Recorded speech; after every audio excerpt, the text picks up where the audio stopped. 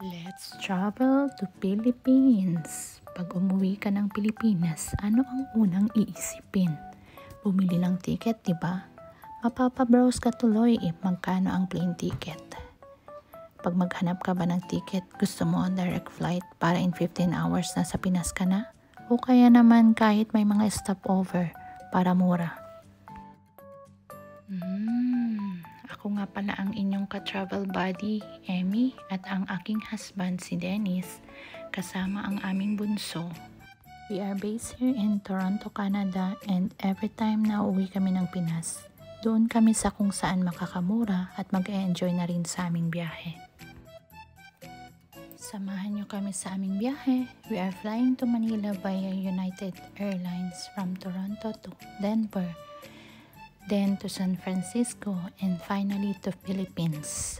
So from Toronto, it will take 4 hours to Denver with a 3 hours layover before our next flight.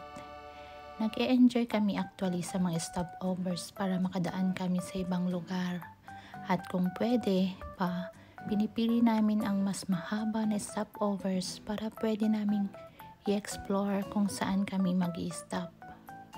Usually, para makamura, dumadaan kami sa US, and this is possible kung may US visa or Canadian citizen ka na. Since Canadian citizen na kami, meron kaming option na dumaan sa US or kahit saang part ng mundo na hindi naghahanap ng additional visa for blue passport individual. Finally, nakarating kami sa aming first stopover in Denver. Dahil 3 hours lang naman ang aming stop, di rin naman kami makakalabas, pero at least pwede kang mag-unat-unat and explore the airport. May time mag-coffee or tea, mag-snack, and just mag-ikot lang sa kanilang airport bago pumunta sa aming next flight. Very convenient naman pag sumakay ka ng United Airlines kasi they encourage to check in your carry-on luggage. And makikita mo na sa Maynila yon. So, ang karga mo lang pag mag-stop over ka is yung personal bag mo. So, hindi hassle na mag-ikot-ikot dahil wala ka namang dala-dala.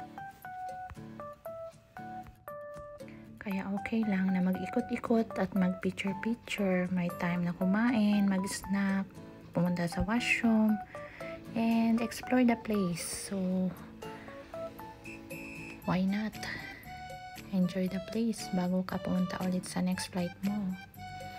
Take picture and enjoy your stopover. After a 3-hour stop, our next flight will be from Denver to San Francisco, and it will be almost 3-hour flight. Pag nakarating ng San Francisco, it will just be a 1.5 hour flight, just enough to go to the next gate.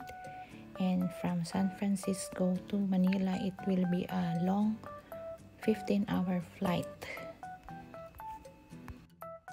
If sumakay ka pala ng United Airlines from San Francisco to Manila, is usually mga nakasakay dito is mga Filipinos.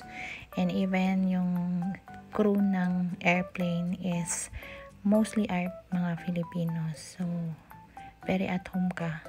And salamat sa pagkakataon na makauwi ulit kami. And finally, nandito na kami sa Pilipinas.